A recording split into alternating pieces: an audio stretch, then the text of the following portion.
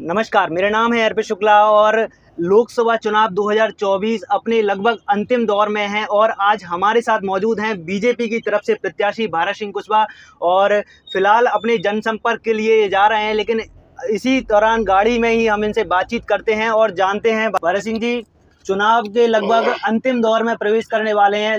ज़्यादातर विधानसभाओं में आप घूम चुके हैं, क्षेत्रों में घूम चुके हैं, क्या कुछ माहौल समझ में आ रहा है अभी आपको?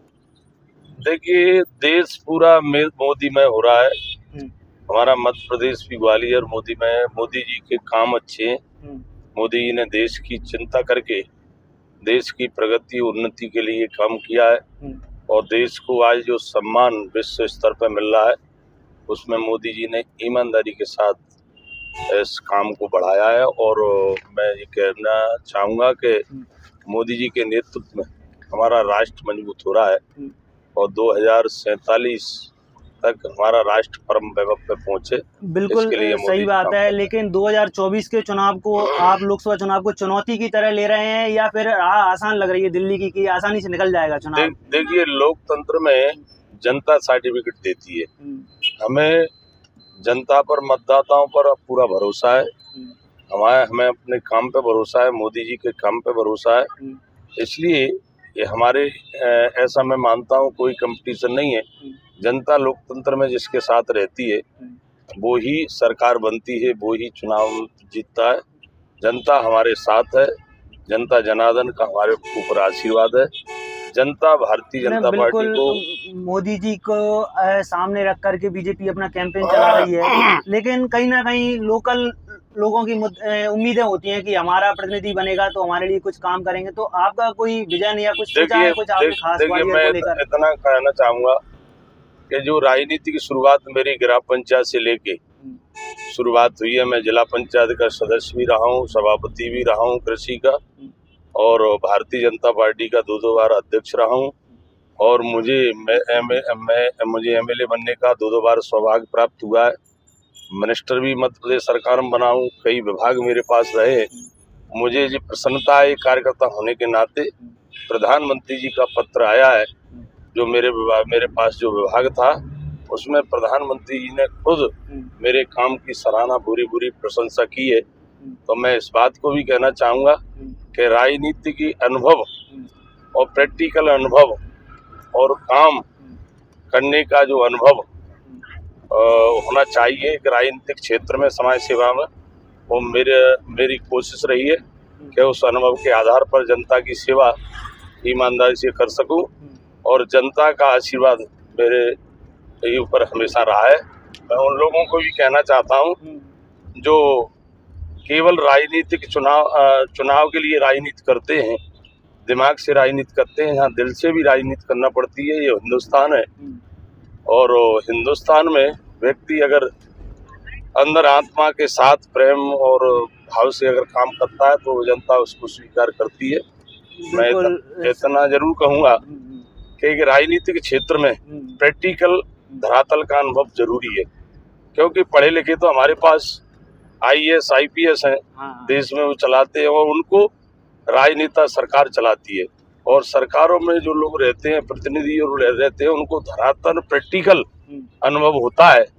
इसलिए देश की प्रगति का रास्ता, रोड मैप जनसेवक तैयार करते हैं और फॉलो प्रशासन करता है।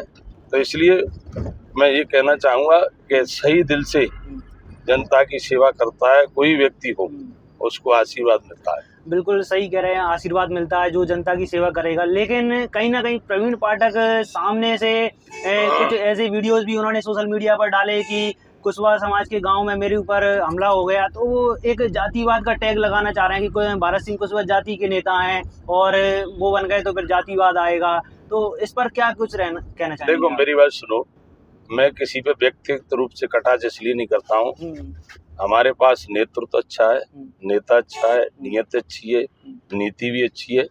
इसलिए जो जातिवाद की जो राजनीति करते हैं वो आपकी भी समझ में आ रही होगी।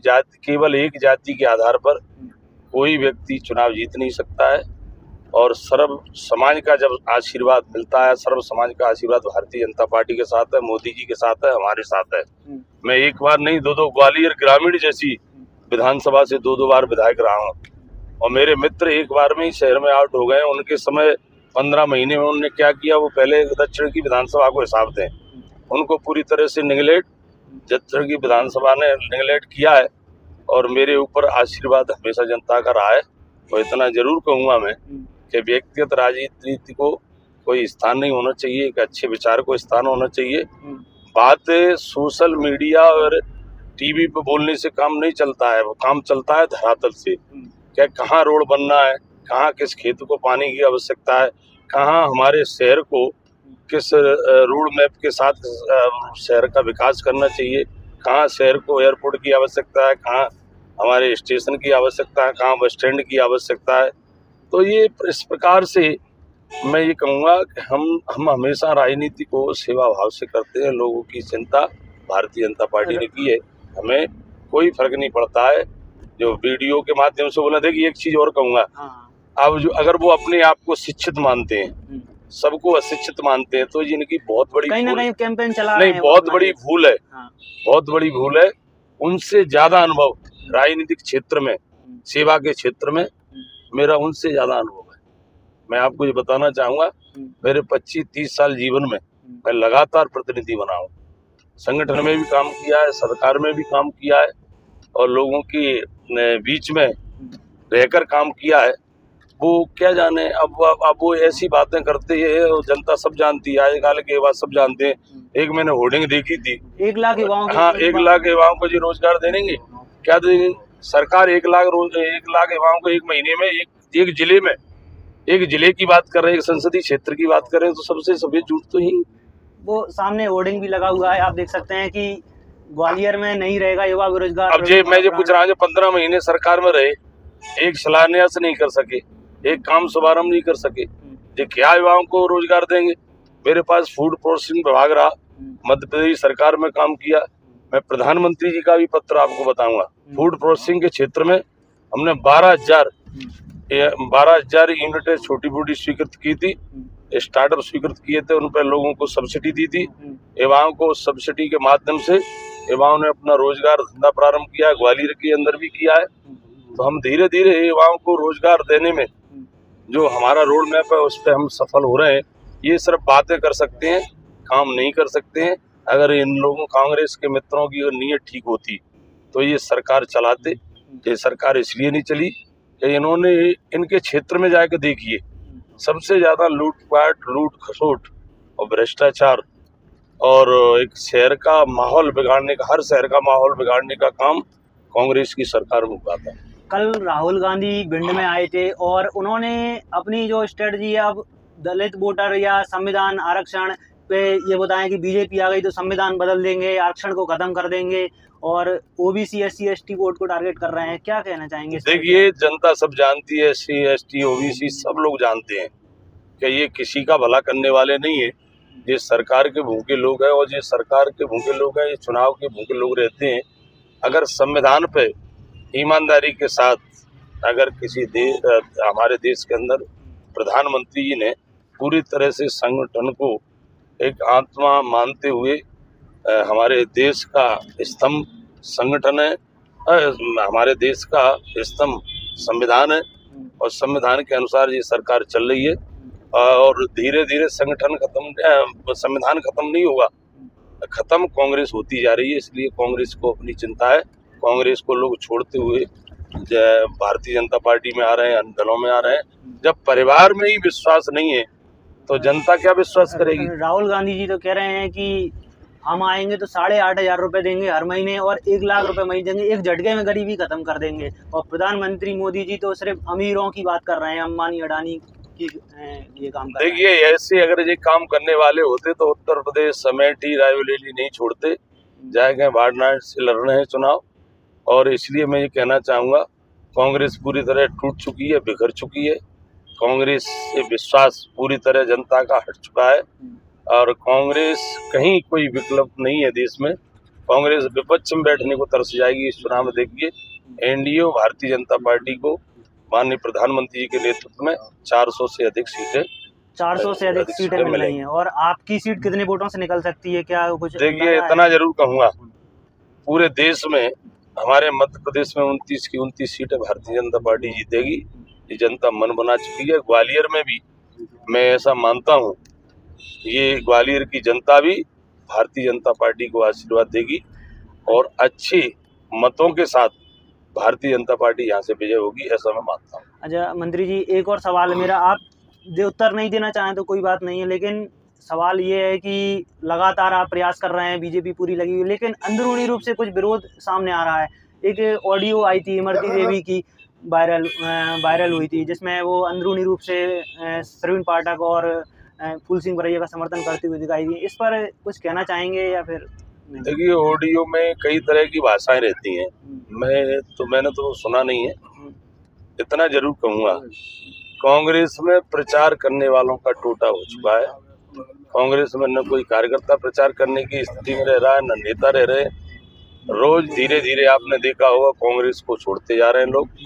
कांग्रेस अपने परिवार में देख के, झांक के, अपने गलीबान में झांक के देखे, आज मुझे ये कहते हुए प्रसन्नता है कि भारतीय जनता पार्टी कार्यकर्ता आधारित दल है।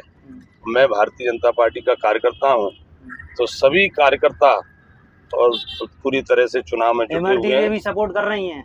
मेरे को सबका समर्थन है, सबका आशीर्वाद प्राप्त है, बड़ों का आशीर्वाद प्राप्त है, मित्रों का सहयोग, कार्यकर्ताओं का परिश्रम और जनता का विश्वास आशीर्वाद के साथ यहाँ से भारतीय जनता पार्टी एक अच्छे मतों के साथ यहाँ से जीत के जाएगी, ये मैं विश्वास के साथ। चलिए, वीडियो के अंत में एक और चलते चलते सवाल है कि ग्वालियर की जनता के लिए कुछ खास संदेश आपकी तरफ से रहेगा इस चुनाव? ग्वालियर की जनता से यही प्रार्थना करूंगा कि जनता ने आशीर्वाद देके मध्य प्रदेश में भी भारतीय जनता पार्टी की सरकार चौथी बार बनाई है, तो जनता से मैं ये प्रार्थना करूंगा कि जिस तरह से मोदी जी ने देश की प्रगति उन्नति के लिए जो काम किया है, हमारे देश की प्रगति भी हो, उन्नति हो रही, ऐसी प्रकार से ग्वालियर की उन्नति प्रगति के लिए डबल इंजन की सरकार का आशीर्वाद बहुत जरूरी है।